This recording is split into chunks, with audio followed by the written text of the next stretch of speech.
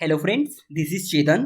Recently एक news निकल कर आई है कि भारत में जो एनसीईआरटी की बुक्स पढ़ाई जाती है उन बुक्स में जितनी भी जगह इंडिया लिखा है उसे भारत से रिप्लेस किया जाएगा। यानी उन बुक्स में अब हर जगह इंडिया की जगह भारत लिखा जाएगा। आप ये देख सकते हैं कि हिंदुस्तान टाइम्स की ये न्यूज है कि NCERT panel recommends replacing India in school text books. Now इस न्यूज ने इंडिया वर्सेस भारत की डिबेट को फिर से हवा दे दी, क्योंकि आपको याद होगा कि भारत में जब G20 की समिट चल रही थी उस समय G20 का इनविटेशन प्रेसिडेंट ऑफ इंडिया की जगह प्रेसिडेंट ऑफ भारत के नाम से गया था। और फिर उसके बाद में समिट के दौरान जहां पर हमारे प्रधानमंत्री बैठे थे उस चेयर पर इंडिया की जगह भारत लिखा था। और उसके बाद से ये एक और लेटेस्ट घटना सामने आई है और फिर से ये सवाल उठने लगे हैं कि क्या नाम बदलने से काम बदल जाता है, क्या नाम बदलने से सिचुएशन और चीजें बदल जाती है। क्योंकि आपको याद होगा कि कुछ साल पहले सालों से चले आ रहे योजना आयोग का नाम बदलकर नीति आयोग कर दिया गया था। बल्कि मैं ये कहूंगा कि योजना आयोग का स्ट्रक्चर पूरा ही चेंज कर दिया था। लेकिन नीति आयोग जो कि हमारा थिंक टैंक है उसके कामों में क्या बदलाव आया है। भारत में बहुत सारी सड़कें, बहुत सारे चौराहे के नाम बदल दिए गए हैं, लेकिन क्या नाम बदलने से उनकी सिचुएशन सुधर गई? क्या उन सड़कों पर हुए गड्ढों को भर दिया गया?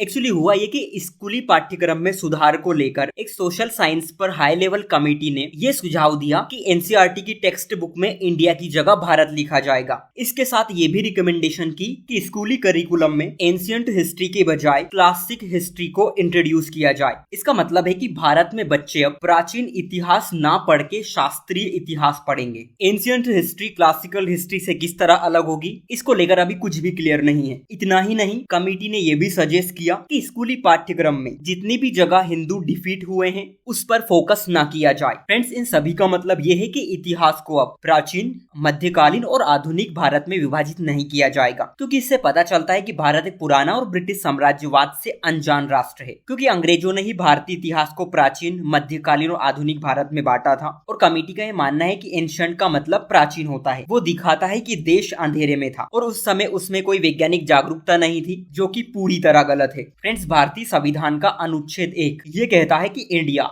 That is Bharat shall be a union of states. यानी इंडिया जो कि भारत है राज्यों का एक संघ होगा। यानी हमारे संविधान ने इस देश को दो नाम दिए, एक इंडिया और एक भारत। अगर भारत की बात करें तो भारत बहुत पुराना नाम है। एंशिएंट टेक्स्ट विष्णु पुराण में इसका मेंशन है, जो कि करीब करीब 7000 साल पुराना है। और रही बात इंडिया की, तो ऐसा माना जाता है कि जब से ईस्ट इंडिया कंपनी बनी और 1757 में जो प्लासी की लड़ाई हुई थी उसके बाद से देश का नाम जो इंडिया है वो कॉमनली यूज किया जाने लगा था। लेकिन सवाल ये उठता है कि आखिर लोग देश का नाम बदलकर इंडिया से भारत क्यों करना चाहते हैं। फ्रेंड्स, इसके पीछे बहुत सारे आर्गुमेंट्स हैं, आइए समझने की कोशिश करते हैं। नाउ सबसे पहले ये तर्क दिया जाता है कि इंडिया जो नाम है वो हमारी एक्चुअल इंडिपेंडेंस को रिप्रेजेंट नहीं करता, क्योंकि इंडिया नाम अंग्रेजों ने दिया था, इसीलिए ये नाम ब्रिटिश हुकूमत की याद दिलाता है। ऐसे में ये बेहतर होता है कि इंडिया का नाम भारत ही हो। सेकंड, देश का नाम जो भारत है वो न सिर्फ हिस्ट्री बल्कि कल्चर को रिच बनाता है। विष्णु पुराण और ब्रह्म पुराण में भारत का नाम मेंशन है और 7th सेंचुरी के दौरान चाइनीज ट्रेवलर हेनसोंग ने भी कंट्री का नाम भारत बताया था।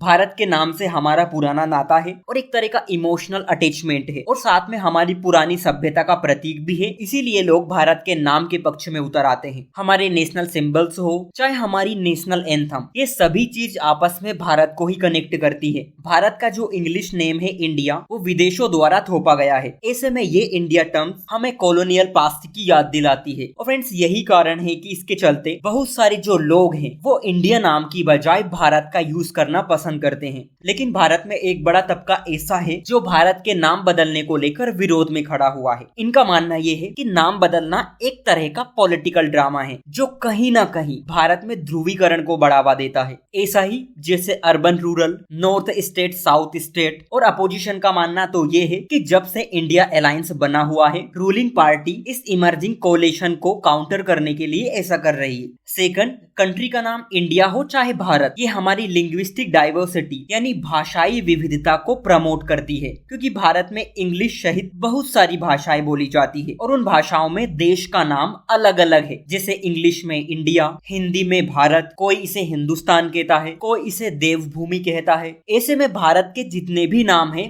वो कहीं ना कहीं हमारे सेंटीमेंट से जुड़े हुए हैं। फॉरेन अफेयर्स के कुछ एक्सपर्ट इसे कंट्री की सॉफ्ट पावर के सामने चैलेंज मानते हैं, क्योंकि यूनाइटेड नेशन में भारत का ऑफिशियल नाम इंडिया है। हमारे जितने भी फॉरेन विजिट्स होती हैं, चाहे जितने भी जॉइंट डिक्लेरेशन निकलते हैं, उन सभी में कंट्री का नाम इंडिया होता है। ऐसे में कहीं ना कहीं ये चीजें भारत की सॉफ्ट पावर को कमजोर करती हैं। कुछ लोगों का मानना तो ये है कि रिनेमिंग करने की ये प्रोसेस काफी जटिल है, क्योंकि आप किन किन चीजों का नाम बदलेंगे। भारत में लगभग हर इंस्टीट्यूशन के नाम के आगे इंडिया लिखा है। Reserve bank of India, Indian institute of technologies, competition commission of India, BCCI और ऐसे बहुत हैं। आप किन किन का नाम चेंज करेंगे? फ्रेंड्स, देश का नाम क्या होना चाहिए, इस पर संविधान सभा में पहले ही बहस हो चुकी है, और इस बहस का परिणाम ही भारत के संविधान का अनुच्छेद 1 है, जो ये कहता है कि India that is Bharat shall be union of state.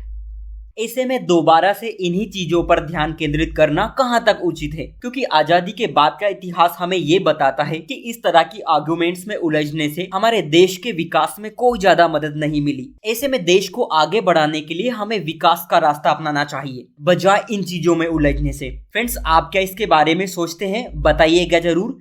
सो आज के लिए इतना ही। Thank you.